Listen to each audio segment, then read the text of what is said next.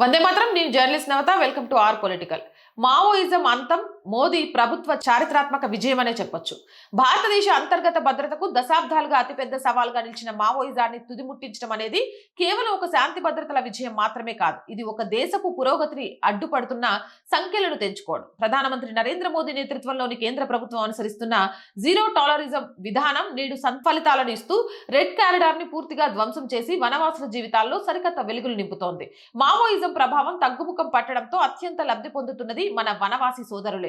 ఒకప్పుడు పాఠశాలలను, ఆసుపత్రులను నిర్మించనివ్వని పరిస్థితుల నుంచి నేడు మారుమూల అటవీ ప్రాంతాల్లో ఏకలవ్య మోడల్ స్కూల్, ప్రాథమిక ఆరోగ్య కేంద్రాలు విస్తరిస్తున్నాయి.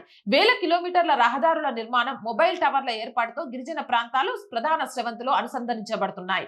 అడవి బిడ్డలు పండించే పంటలకు, సేకరించే అటవీ ఉత్పత్తులకు సరైన మద్దతు ధర లభించడంతో వారి జీవన ప్రమాణాలు మెరుగుపడుతున్నాయి. తుపాకీ నీడ నుంచి బయటపడి వారు నేడు స్వయం శక్తితో ఎదుగుతున్నారు. మావోయిజం అంతం కావడం వల్ల దేశ ఆర్థిక వ్యవస్థపై సానుకూల ప్రభావం పడుతుంది. అక్కడ ఖర్చు పెట్టే నిధులు అభివృద్ధికి ఖర్చు చేయవచ్చు. పారామిలిటరీ దళాల మోహరింపు, నిర్వహణ మరియు భద్రతా అవసరాల కోసం వేల కోట్ల రూపాయలు ఖర్చు చేయాల్సి వస్తుంది.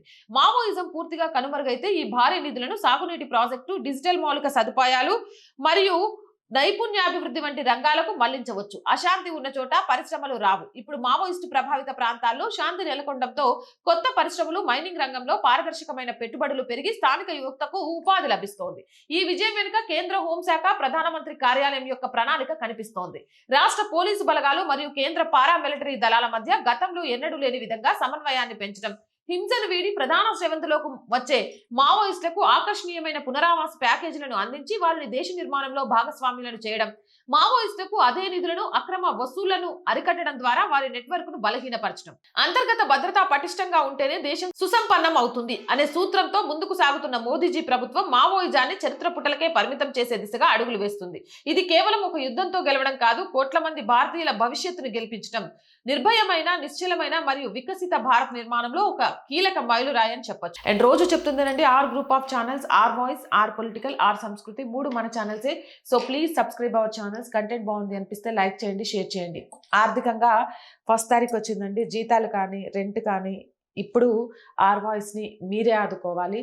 సో ప్లీజ్ మీకు తోచిన సహాయం చేయడం ద్వారా ఛానల్ని నిలబెట్టాలి అనే మా కళకు సహకారం అందించండి. సబ్స్క్రిప్షన్ పక్కనే జాయిన్ అనే బటన్ ఉంది. 1 to 5 లెవెల్స్ ఉన్నాయి. ఏదో ఒక లెవెల్లో సపోర్ట్ చేయండి. లేదా స్క్రీన్ మీద గూగుల్ పే, ఫోన్ పేతో పాటు అకౌంట్ డీటెయిల్స్ ఉన్నాయి. మీకు తోచిన సహాయాన్ని అందించండి. వ్యాపార ప్రకటనల కోసం 8328500576 నెంబర్ని సంప్రదించండి. జై హింద్, జై భారత్.